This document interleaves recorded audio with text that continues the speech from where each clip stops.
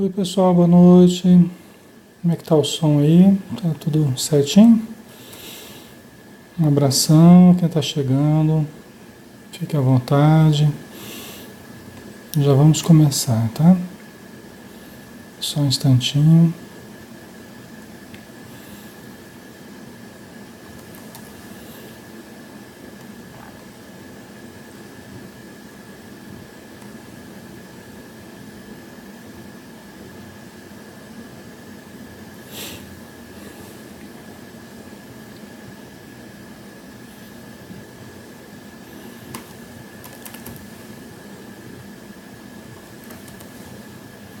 Prontinho, vamos lá?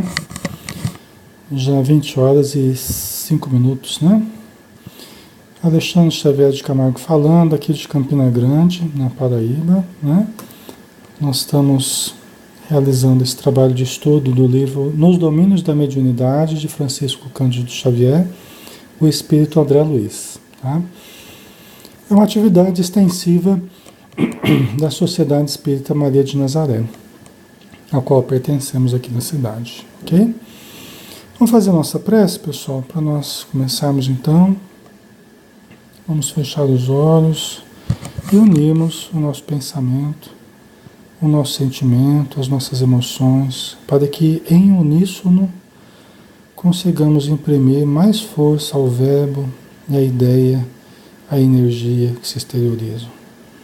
Senhor Jesus, somos-te gratos novamente por podermos chegar ao final de mais um dia e realizarmos um estudo que é feito em Teu nome, em nome dos bons espíritos que nos assistem, que nos amparam, em benefício de todos que aqui estamos, sedentos de conhecimento, de experiências novas no campo da espiritualidade, de desenvolvimento dos potenciais que trazemos, mas também dispostos a ajudarmos aqueles que padecem na vida espiritual. Que todos que se acomodam em torno de nós no plano do espírito recebam as irradiações que partem da união de todos os pensamentos, de todos os sentimentos, no plano físico e espiritual. Que a luz esteja sempre conosco. Que assim seja. Muito bem, pessoal. Nós estamos no capítulo 8, né?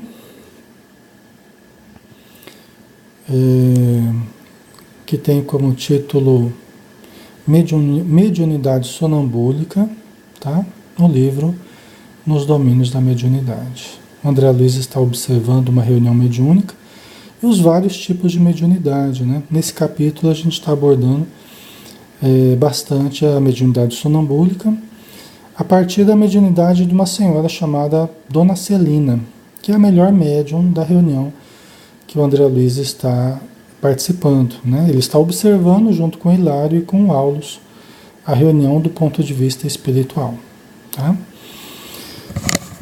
Então, nós estávamos falando sobre a Dona Celina, né? Que ela tem uma ascendência sobre o espírito que está se comunicando através dela.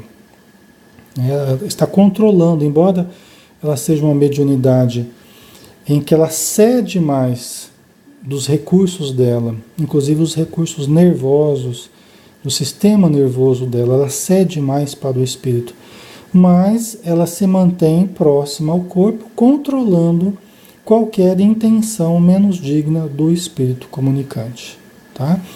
Então aí a gente vê, fica patente também aqui, que na mediunidade sonambúlica também o médium exerce e deve exercer o controle do espírito, o controle da comunicação, tá?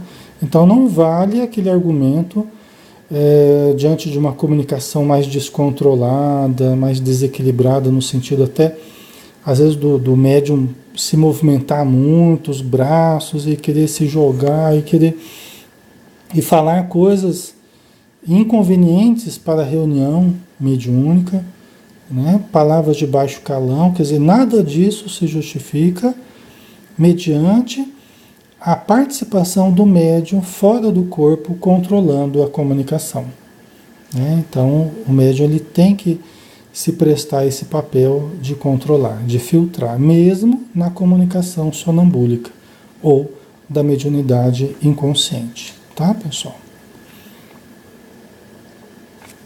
Só lembrando rapidinho, né, do que a gente conversou na semana passada, tá ok? Fazendo um breve retrospecto. Um abraço a todos que estão chegando, sejam bem-vindos, tá? Vamos lá, né? Vamos estudar.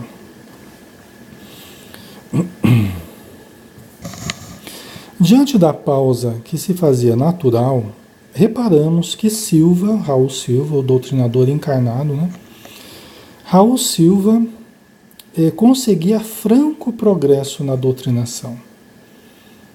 Quer dizer que todo esse esforço da Dona Celina, todo esse amparo que ela dava à entidade, né, todo o amor fraternal com que ela envolvia o José Maria, que é o espírito, esse tirano, né, que estava se comunicando através dela, entidade de uma condição muito inferior, né, mas que ela recebia como uma mãe amorosa recebendo um filho. Né, ela fora do corpo, como que recebia o espírito de braços abertos. Tal.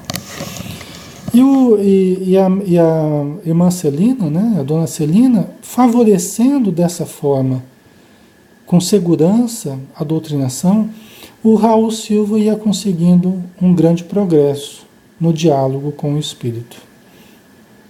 Ia conseguindo um grande progresso, né, que é o objetivo. Mas veja que o progresso da Raul Silva era a partir da ajuda da Dona Celina. A partir da vibração da Dona Celina, a partir da disciplina da Dona Celina. Quer dizer, se não houvesse isso, provavelmente o Raul Silva teria muito mais dificuldade, mas muito mais dificuldade para ajudar. E talvez até fosse inviável socorrer essa entidade, através da palavra, através do argumento. Né? Então veja a importância da atitude dos médiuns. Veja a importância da participação dos médiuns nas doutrinações. Tá? É muito maior, viu, pessoal? Eu não vou entrar nesse campo agora, analisar com muita profundidade, para não confundir, mas é muito maior ainda, tá, do que a gente está vendo aqui.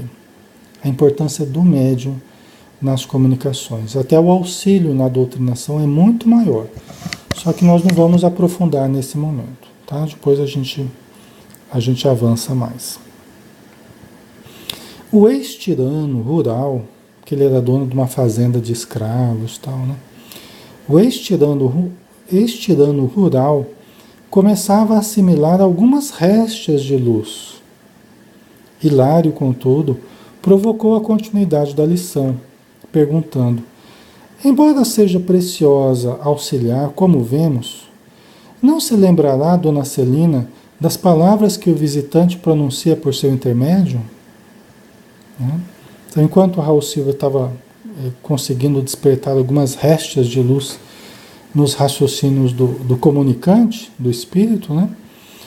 O Hilário, ele continuou evocando ali os ensinamentos do Aulus, né? Fazendo perguntas ali para obter mais informações. E ele pergunta assim: olha, Aulus, embora seja preciosa auxiliar a Dona Celina, ela não se lembrará das palavras que o visitante pronuncia por seu intermédio? Ela não vai se lembrar? A gente já comentou a respeito da mediunidade sonambúlica e por que a pessoa não se lembra. É uma amnésia, tá? Não é que ela estava inconsciente, fora do corpo, não.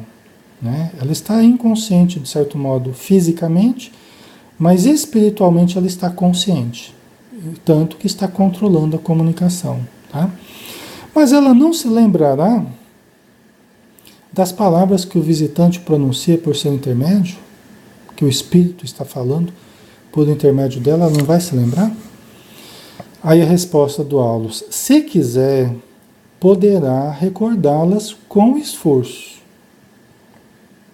Então veja que essa amnésia, ela não é total, ela não é absoluta, né? Vocês estão vendo?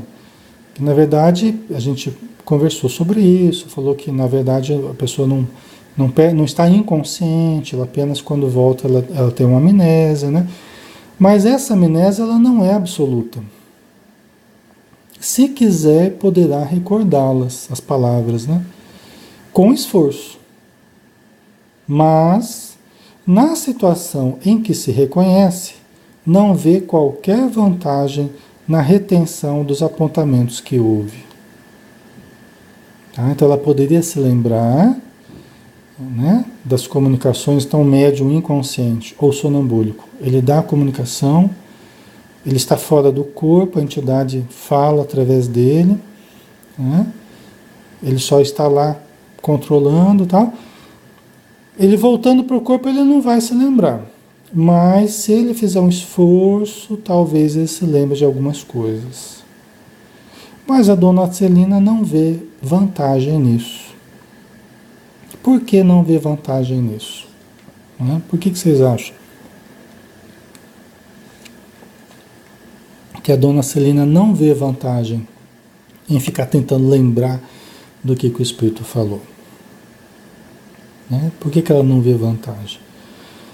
Porque o Espírito só falou coisas, né, que não importavam. Né? Ele só falou coisas que uma pessoa desequilibrada fala. Não dava para se aproveitar o que ele falava. Por isso que ele estava ali para receber ajuda, porque ele estava alienado, desequilibrado, né? Emocionalmente, mentalmente, ele não estava bem. Então não ia servir para nada ela ficar tentando lembrar o que o Espírito falou. Né? Ok? Agora, para as pessoas que estão à mesa, as pessoas que estão observando, é um aprendizado, é um crescimento, né? É um exemplo. Né? Um exemplo de necessidade do que não fazer com os seres humanos, no sentido da escravidão, de ser tirano. Né? Então, é um exemplo ali do resultado que dá esse tipo de atitude. Né? Então, não foi perdida, foi muito importante a comunicação, o auxílio que foi dado à entidade. Né? Mas para a dona Celina não ia trazer, não ia acrescentar nada. Né? E as pessoas poderiam falar ainda para ela, contar o que aconteceu, né? Poderiam explicar qual era a dificuldade do espírito e tal, né? Mas não haveria vantagem para ela, né? Ok? Quando se trata de uma comunicação elevada, o André Luiz, por exemplo, ele sugere no livro Desobsessão, ele sugere que a gente tenha um gravador, né, que hoje pode ser o próprio celular, ou um gravadorzinho mais profissional, ou, né, um sistema que você coloque ali que grave o ambiente, que grave as comunicações. O André Luiz fala, se possível, grave, já deixa pronto lá, né, quando é uma comunicação elevada. Por quê? Porque aí o médium vai poder ouvir também depois. Tanto os participantes no geral, quanto o próprio médium que deu a comunicação, ele vai poder ouvir, vai poder analisar a comunicação, né, as instruções, os princípios elevados que o Espírito deixou. Tá? Então, André Luiz faz essa recomendação para que a gente tenha até um arquivo das comunicações. Tem um livro do Chico Xavier que se chama Instruções Psicofônicas. É um livro só feito com transcrições das reuniões mediúnicas que Chico Xavier trabalhava como médium, né, psicofônico. Tá? Então, eles gravavam e o livro foi feito com algumas mensagens que foram dadas durante as reuniões. Tá? Indubitavelmente, ponderou o meu colega, o Hilário, né? Observamos singular diferença entre as duas médiuns que caíram em transe.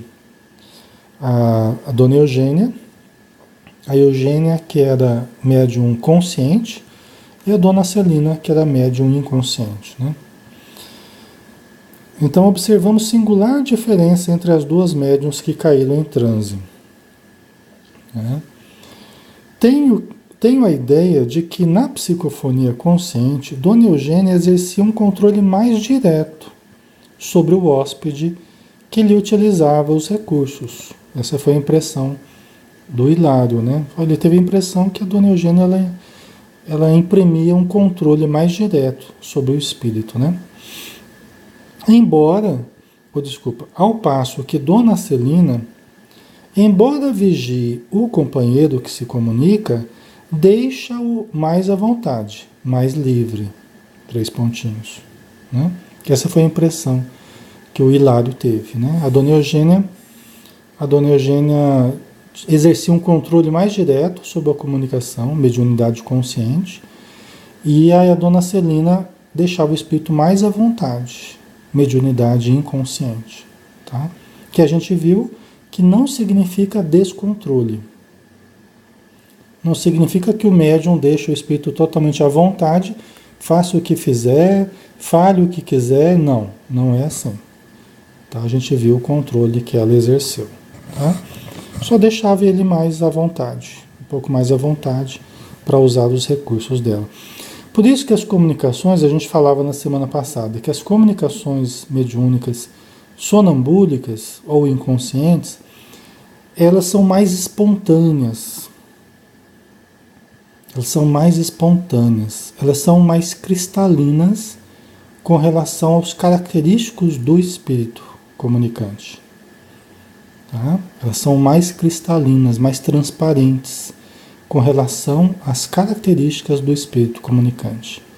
Na mediunidade consciente, a gente não vê essa mesma limpidez, essa mesma cristalinidade, essa mesma espontaneidade. Porque tem uma interferência maior do médium. Que a gente viu que não é propriamente um problema. A gente viu que não é propriamente um problema, nem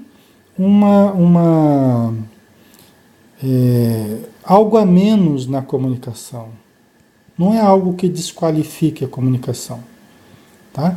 A grande maioria, a esmagadora maioria de médiuns ativos, em função ativa, nas reuniões mediúnicas no mundo afora, a esmagadora maioria é médium consciente, não é médium inconsciente. Tá?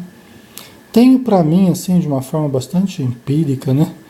Eu tenho para mim que deve ser aí 80%, 80% a 90% dos médiuns ativos nas reuniões mediúnicas, ou mesmo fora das reuniões mediúnicas, deve ser a dos médiuns conscientes. A menor parte é dos médiuns inconscientes ou sonambúlicos. Tá? Num grupo grande, né, 15 a 20 pessoas, vão pensar, você vai ter aí 2 médiuns inconscientes, mais ou menos. O resto é tudo médium consciente. Tá? Você pode ter uns 10 médiuns ativos. Aqui é bem por cima, né? Uns 10 médiuns ativos, você vai ter lá 2 inconscientes, o resto tudo consciente. Essa é a proporção mais ou menos que a gente observa. Tá? E não é um prejuízo não, tá? Não é um prejuízo não. Não é uma coisa ruim, não. Os espíritos explicam que a tendência é nos tornarmos cada vez mais conscientes. A tendência é nos tornarmos cada vez mais conscientes. Essa é a tendência. Tá? Cada vez mais conscientes de nós mesmos, inclusive na mediunidade. Né? Inclusive na mediunidade, nos tornarmos cada vez mais conscientes. Essa é a tendência que os espíritos falam. Tá? Só que se a gente perguntar, o que vocês preferem? Vocês querem ser médium consciente ou médium inconsciente, né? A maioria quer ser médium inconsciente, né? A maioria quer ser médium inconsciente. Por quê? Porque a gente não quer ter o trabalho, né? O Espírito Alexandre, no livro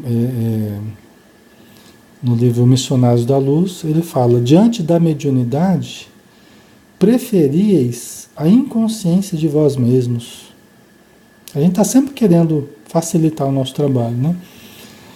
Porque mediunidade inconsciente acontece mais do, do espírito se aproximar e você começar a perceber e você apagar, entrar em transe e o espírito começar a falar.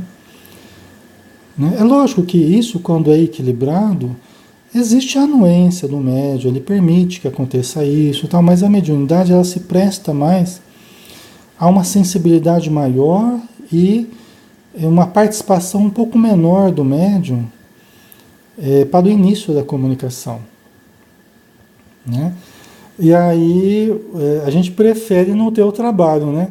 Porque o médium consciente ele tem que fazer todo o processo conscientemente, observar o que ele está sentindo, observar os pensamentos que vêm na sua mente, já como aproximação do espírito. É todo um processo mais consciente, que a gente normalmente não quer, porque a gente não quer ter esse trabalho de fazer todo esse processo ativo. Né? A gente quer se entregar somente à passividade, né? E não ter muito trabalho. Né? E às vezes até falar que se o espírito falou alguma coisa ou fez alguma coisa, não é responsabilidade dele porque ele é médium inconsciente. Quer dizer, uma forma de abrir, que a gente já viu que não é assim, né? Não deve ser assim. Então a pessoa quer abrir, quer transferir responsabilidade para o espírito, né? Para os outros e não quer assumir a sua responsabilidade, né? Vanderleia colocou, você é médium consciente? Eu sou médium consciente. Tá? Sou médium consciente. Então eu sei como funciona essa mediunidade, né? Nunca tive um episódio de mediunidade inconsciente, assim, eu nunca tive. De entrar em transe, perder a consciência, falar coisas, nunca tive. Sempre foi uma mediunidade consciente que eu tive. Tá? Mas para mim foi surgindo bem devagar,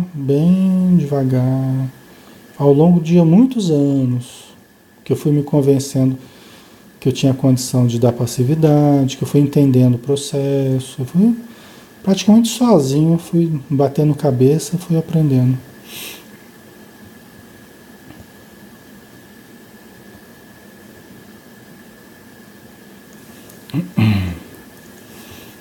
Ok. A Leila, só conheci uma médium inconsciente. São mais raros, né, Leila? São mais raros, né? Às vezes até a gente vê uma certa proporção maior de médiuns inconscientes, mas nos processos obsessivos, mais graves, né? Onde a mediunidade inconsciente se mostra através de desequilíbrios muito profundos.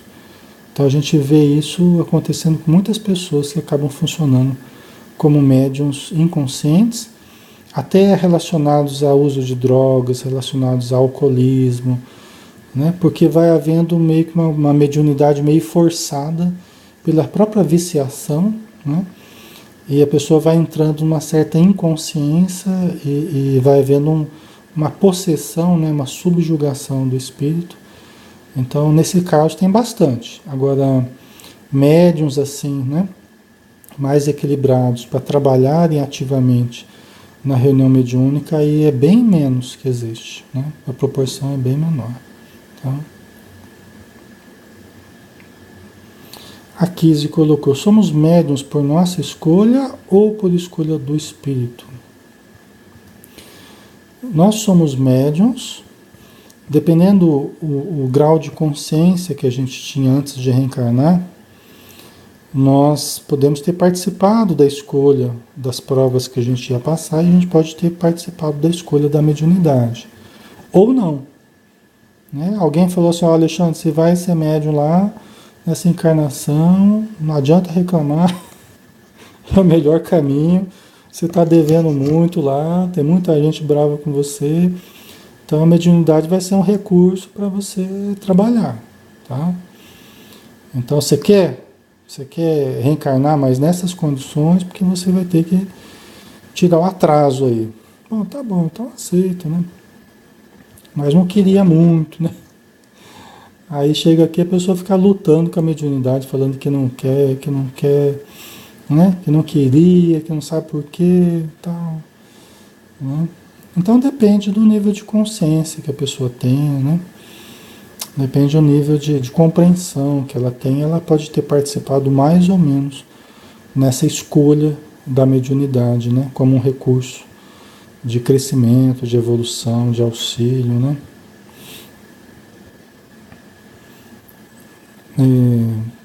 Todos somos médiuns, exatamente, Rosana. Todos somos médiuns, uns mais, outros menos, né? Depende do grau de produção da força mediúnica. É uma condição orgânica também, né? Não apenas psíquica e espiritual. Tem um componente orgânico forte aí também na mediunidade, né? Então tem pessoas que produzem muita força mediúnica, produzem muito ectoplasma, outros menos, né? Então aí você tem uma diferença do nível de necessidade que a pessoa tem, número de reuniões que ela precisa participar durante a semana. Médiuns que produzem muita força mediúnica, geralmente eles precisam lá 2, 3 reuniões por semana para se equilibrar mais. Médiuns que produzem menos, são menos ativos, produzem menos força mediúnica, geralmente precisa menos. Uma reunião, às vezes 2, né? Aí depende da necessidade de cada qual, que precisa ser compreendida, precisa ser observada e com o tempo compreendida na necessidade da pessoa, tá? Então vamos lá, vamos continuar, pessoal.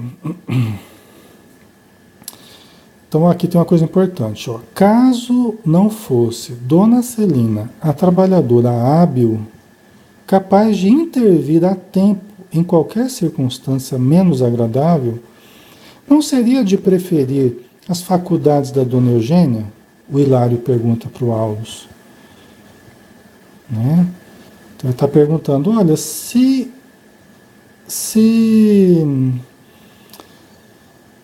caso não fosse, o Hilário pergunta, caso não fosse a Dona Celina, a trabalhadora que ela é, preparada do jeito que ela é, uma trabalhadora hábil, consciente, tal, equilibrada, né?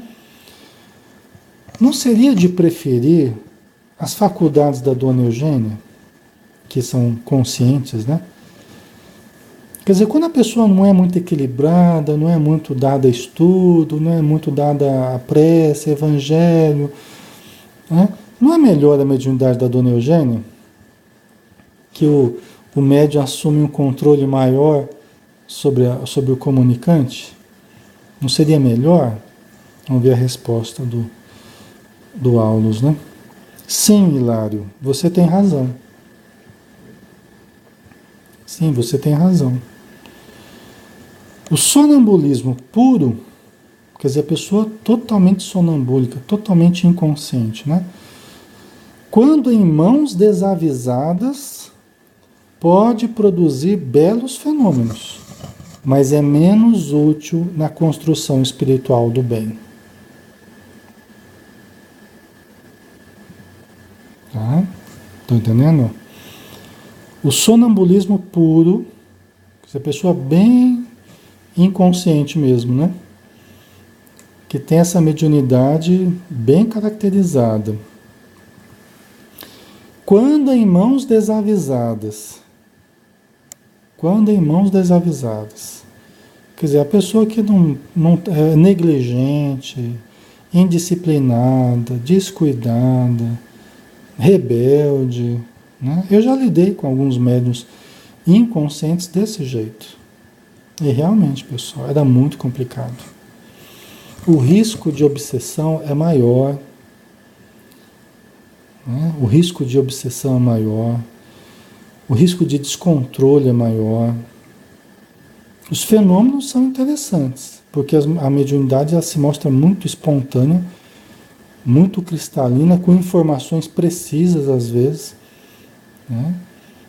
O espírito fala o que quer, tal, né? De uma forma mais contundente, assim, impressiona mais, né? Só que em mãos desavisadas dificulta mais a reunião, dificulta mais a doutrinação, dificulta mais o sucesso na doutrinação, a vibração da reunião fica mais difícil, mais pesada, né? Tudo fica mais acentuado, né? Quando o médium não se ajuda, quando o médium não se evangeliza, né? E ele tem essa mediunidade sonambúlica, né? Então fica tudo muito potencializado. A agressividade, a raiva do espírito, tudo isso fica... Nossa, eu já vi coisas que, se fosse contar para vocês, vocês saíam correndo, mesmo à distância aqui. Eu já vi cada comunicação, o médium do meu lado ali. Já começava como ele começava a comunicação, né? Já começava batendo na mesa, já, coisa que não deve fazer, né? Já começava gritando, aquele descontrole todo, né? Quer dizer, é sempre um impacto sobre o grupo, um susto, a vibração é tudo muito potencializado, né? E a gente teve que trabalhar muitos e muitos anos desse jeito, né? Até porque durante muito tempo a gente não entendia, né? E quem doutrinava também não entendia que era possível ser diferente, e também o médium não se ajudava, né? Então a gente tem que trabalhar do jeito que dá, né? Com o grupo que é possível trabalhar, né? Que não é um grupo perfeito, mas você tem que ir educando, você tem que... Mas às vezes eu tinha que fazer a doutrinação agarrando por trás o médium, para ele não bater a cabeça na mesa, para não se jogar, para não cair da cadeira, eu tinha que agarrar. No caso era médium, né, masculino, né? Mas tinha que agarrar e fazer a doutrinação segurando nele, segurando na cabeça para ele não bater, né? Aí coloca uma dificuldade muito grande na reunião, na doutrinação, né? Tempos difíceis. Tempos difíceis, né? Mas passou, né? Espero que não volte. Mas, enfim, né? Por isso que eles estão falando aqui, que em mãos desavisadas é preferível, então, a mediunidade mais consciente, né? Que o médium está ali mais participando do processo, vai ter mais dificuldade para saber se é dele, se é do espírito, né? Se dá comunicação, se não dá, ele vai ser mais ativo nesse processo. Vai ter mais dificuldades, mas é preferível, né? Só que as coisas não acontecem conforme a gente quer. Então a gente vê muita gente com mediunidade inconsciente, sem disciplina, sem autocontrole, sem... Tá? Então seria preferível, só que as coisas não acontecem conforme as nossas preferências, elas acontecem conforme a necessidade. Até porque tem muitas pessoas que vêm com essa mediunidade inconsciente ou sonambúlica pelas necessidades do tipo de trabalho que vai executar, e muitas vezes a pessoa recebeu a mediunidade não por conquista pessoal, não por desenvolvimento natural, como explica Joana de Anjos, mas recebe como algo que ainda não pertence a ela.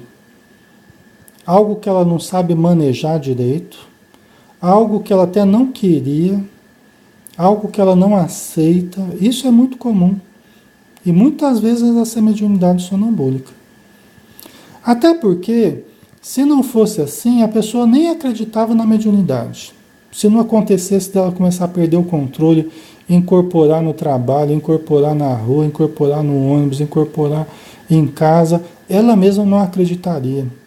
Porque ela não estruturou ainda raciocínios, não estruturou sentimentos para acreditar, para ter fé na mediunidade, para ter fé na ajuda espiritual, para ter fé. Ela às vezes não estruturou nada disso. Então teve que vir a mediunidade na pancada mesmo, teve que vir a seco mesmo, para que ela acreditasse. Por quê? Porque ela se vê perdendo o controle, ela se vê manietada. Aí ela começa a questionar, mas por que esse negócio está acontecendo comigo, né?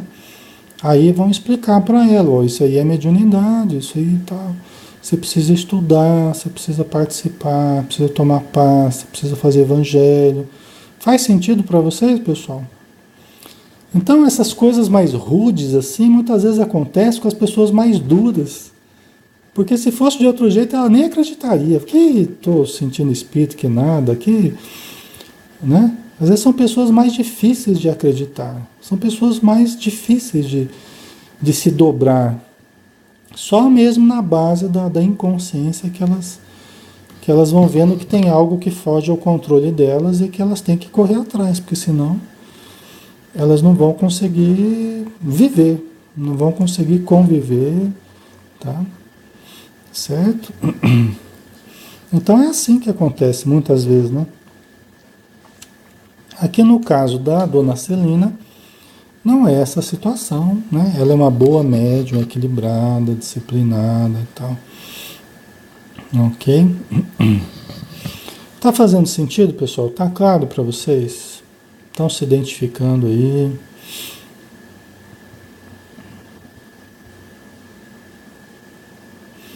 A Marise colocou: eu sou médium consciente. Quando eu perdi a consciência, eu trabalhei com irmãos perdidos. Então, eu não estou entendendo, Marise. Eu não tinha nem respondido porque eu não estava entendendo sua pergunta. Você colocou: eu sou médium consciente, tá? Aí você falou: quando eu perdi a consciência, eu trabalhei com irmãos perdidos. Aí eu não entendi. Aí me deu uma pane aqui.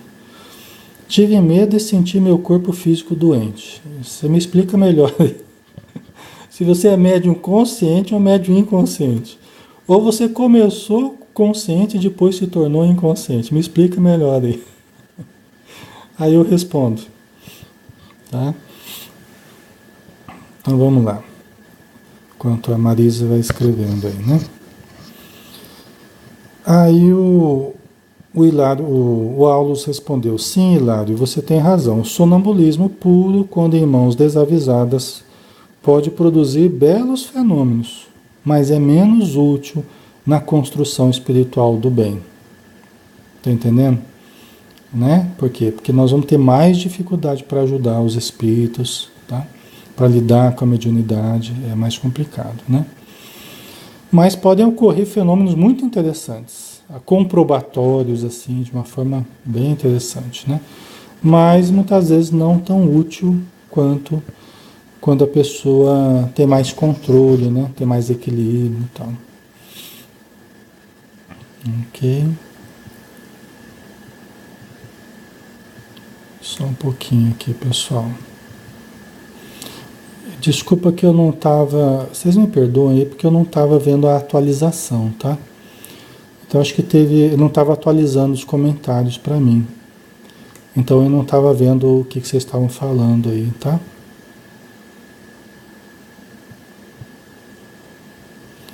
Deixa eu ver aqui.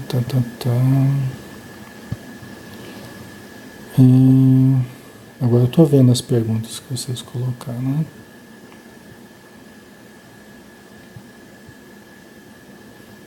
Uhum.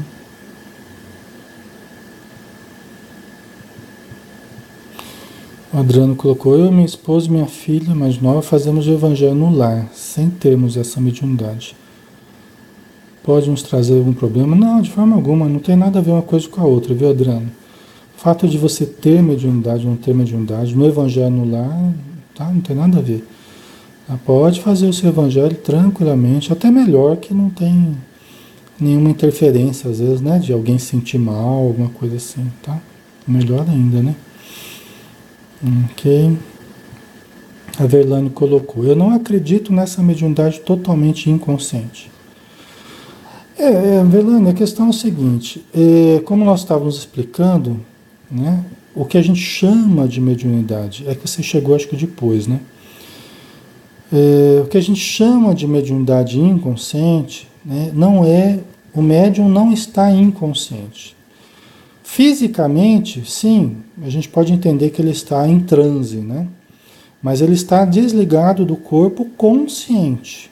Está, inclusive, controlando o espírito comunicante. Quando ele volta para o corpo, ele tem uma amnésia, tá? Não é que ele estava inconsciente, tá?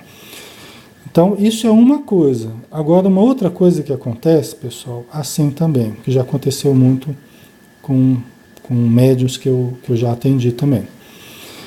Às vezes, os espíritos amigos, eles utilizam a mediunidade inconsciente da pessoa, colocam ela para dormir, tá?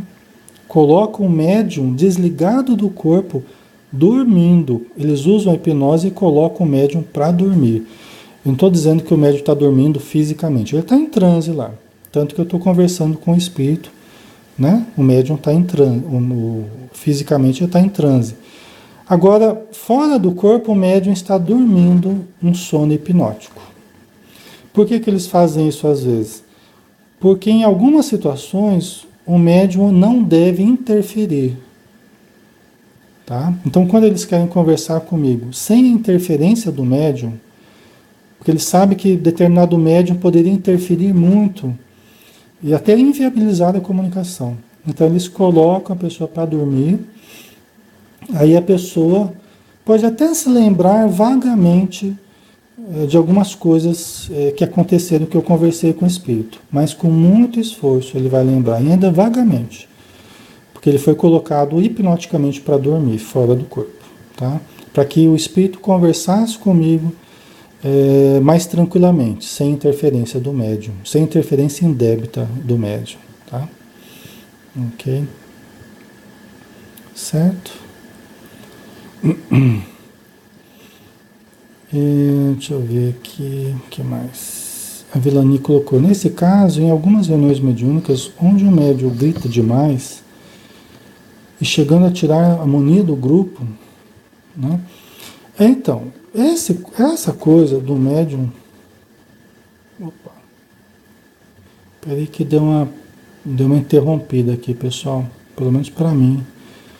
Vê se voltou aí para vocês.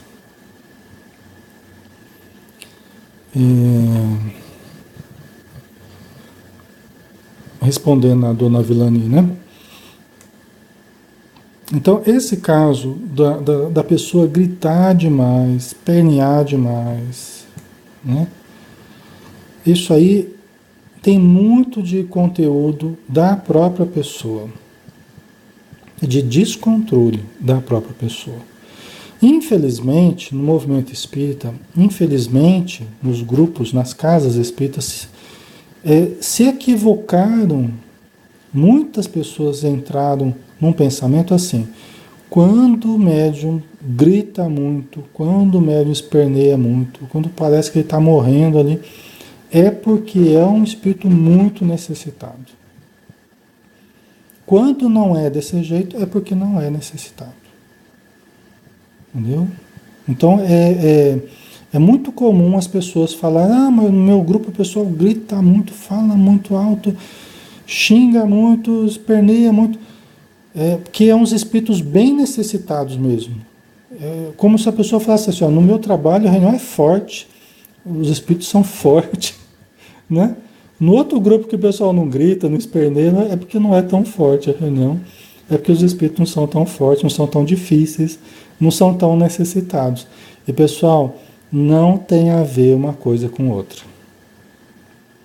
Demorei muito tempo para entender isso, mas entendi, estudando, observando, aprendendo, né?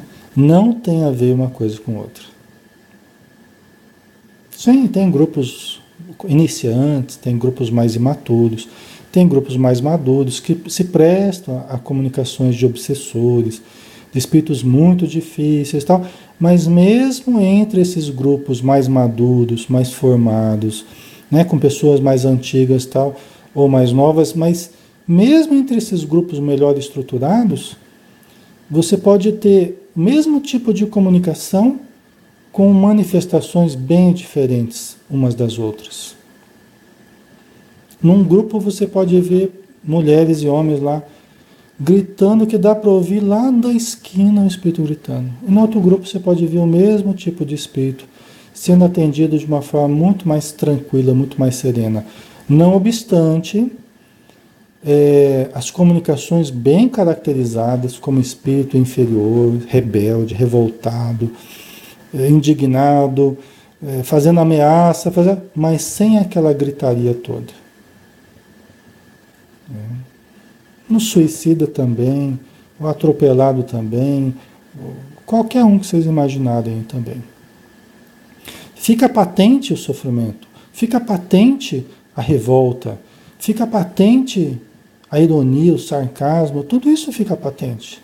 Não obstante, o médium, ele não fica usando a comunicação para dar vazões, para acrescentar muito, né, do seu próprio conteúdo, né? Aí a gente fala até de fenômenos histéricos, né? Na verdade, é o caso em que entram com muitos conteúdos histéricos, né? Uma atitude mais histérica do médium. É justamente aí que a gente poderia dizer que entra esse problema, né? Às vezes conteúdos guardados do médium que encontram na manifestação mediúnica a oportunidade de se expressarem. E tudo bem, isso também é terapêutico para o médium. Eu entendo isso e até valorizo isso.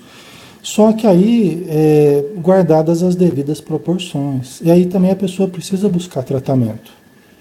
Precisa desabafar no momento próprio, que é no momento de terapia, de diálogo fraterno, entendeu? Não precisa ficar usando as comunicações para dar vazões a tamanho desequilíbrio. Eu falo isso, pessoal, com muita tranquilidade, porque é o que eu vivo cotidianamente, no consultório psicológico, na casa espírita. Há décadas que eu vivo isso. Ajudo médiuns. O que eu tenho para comprovar isso? Você pega médiuns que estão lá gritando, esperneando, que estão nesse desequilíbrio todo. Quando você começa a tratar a pessoa no consultório, você começa a conversar, olhar para a pessoa do médium, você vai ver que está tudo bagunçado. Os conflitos estão cheios, né? A pessoa está cheia de problemas, está cheia de dificuldades, de frustrações, de uma história de vida complicada. Aí você vai tratando, a mediunidade parece que vai equilibrando. Não é que a mediunidade foi equilibrando, é que a pessoa do médium foi se equilibrando. Então isso tem impactos diretos na manifestação mediúnica. Hoje eu até digo para vocês, não há problema de mediunidade, a gente cansa de falar isso. Hoje eu sei que não há problema de mediunidade, existem problemas das pessoas a se refletirem na mediunidade. Essa que é a questão, né? O que existem são problemas pessoais se refletindo na mediunidade. O que aparece para nós de uma forma tormentosa, de uma forma desequilibrada, né? Tem pessoas que percebem muito, com muita clareza, estão cercadas por espíritos vingativos, tem, né? Mas isso também vai depender de como a pessoa se conduz no dia a dia. Como ela se protege ou não, como é que ela lida com os pensamentos ou não, como é que ela lida com as emoções dela ou não. Tá? Tem certas situações que são complexas, né? Mas acho que deu para vocês compreenderem o que eu quis dizer, né? Então, certos exageros, pessoal, a gente vê que realmente eles surgem inconvenientemente nesse contexto, tá? E quando você tem dois grupos trabalhando numa mesma casa, no mesmo horário, por exemplo, aí você pode ter um grupo atrapalhando muito outro grupo. Às vezes até dificultando muito o outro grupo ouvir o que o espírito está falando ali no próprio grupo, né? Porque no outro grupo tem médiuns lá que estão muito desequilibrados, né? Só que os dirigentes geralmente veem como algo natural. Não é porque o trabalho aqui é forte, é porque os espíritos aqui são muito necessitados. Não, é porque os médiuns é que estão muito necessitados, né? Necessitados de compreensão, de entendimento e de se tratarem também, né? Ok? Certo, pessoal?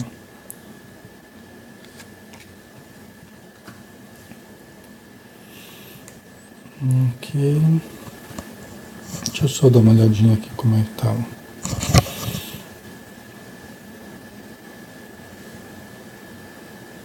Vamos ver se a gente termina hoje isso aqui, pessoal. Tá? Deixa eu ver aqui onde é que eu parei, né?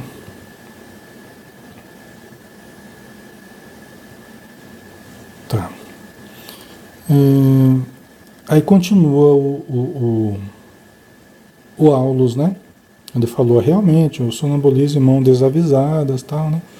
Aí ele diz assim, ó, a psicofonia inconsciente, naqueles que não possuem méritos morais suficientes à própria defesa, pode levar à possessão. Justamente o que eu estava falando para vocês aqui, ó. Estão vendo? A psicofonia inconsciente naqueles que não possuem méritos morais suficientes à própria defesa. E geralmente aqueles que vêm, essas situações complicadas que eu falei, né? Mediunidade inconsciente, junto com negligência, indisciplina, rebeldia, né? Geralmente a pessoa não vem com méritos morais, o que complica mais ainda a situação, né? Geralmente é a situação que a pessoa não vem com méritos morais mesmo, né? Então é tudo muito difícil. Chama, como é que ele veio com tudo tão difícil assim? Veio porque ele construiu ao longo das encarnações um contexto difícil. Então é uma tentativa para ver se vai melhorando, né? Então a psicofonia inconsciente naqueles que não possuem méritos morais suficientes à própria defesa pode levar à possessão, sempre nociva, e que por isso apenas se evidencia integral nos obsessos que se renderam às forças vampirizantes. E é justamente a gente vê integralmente, né? A gente vê integralmente, se evidencia integral. Aí no caso, até a Verlaine falou, eu não acredito na mediunidade totalmente inconsciente, né? Aí é que o Aulus explica, ó, ela apenas se evidencia integral nos obsessos que se renderam às forças vampirizantes. Aí a gente vê a pura mediunidade inconsciente mesmo acontecer, né? Nos processos de possessão, como a gente já havia falado anteriormente, né? Que é o que mais tem, né? Quer dizer, tem muita gente que entra nos processos obsessivos, aprofundando, né? Entrando pelas portas da subjugação, da possessão, né? Hilário refletiu um momento e tornou a considerar. Aqui vemos a médium fora do vaso físico, dominando mentalmente a entidade que lhe é inferior. O Hilário, né, colocou, a gente vê aqui uma médium fora do corpo físico, dominando mentalmente a entidade que lhe é inferior, né? Mas e se fosse o contrário? Se tivéssemos aqui uma entidade intelectualmente superior, senhoreando mentalmente a médium? Uma pergunta interessante. O Fabiano colocou a falta de autodoutrinação, né? Ou falta de autoconhecimento, de reforma interior, de autoevangelização. A gente poderia dizer dessa forma, né, Fabiano? Então, olha que interessante a pergunta do Hilário. E se fosse o contrário? Porque eles estão vendo a médium Celina controlando a entidade que está se comunicando através dela. Aí o Hilário pergunta, e se fosse o contrário? Se fosse uma entidade intelectualmente superior, né, com poder mental superior, senhoreando mentalmente a médium? Isso acontece. Uma entidade com poder mental maior, um conhecimento maior, um autodomínio maior, que está controlando a médium, a mente da médium. O que acontece aí? É interessante a pergunta do Hilário, né?